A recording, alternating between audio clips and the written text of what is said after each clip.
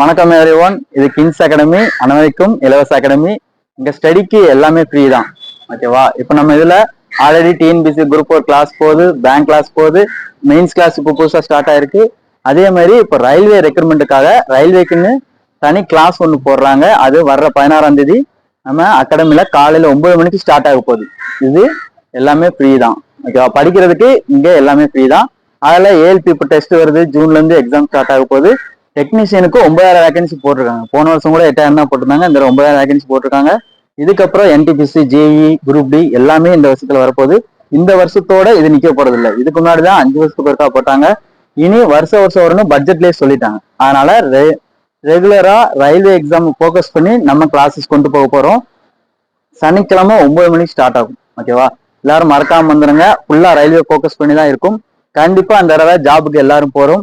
அதுக்கு Kings academy guarantee.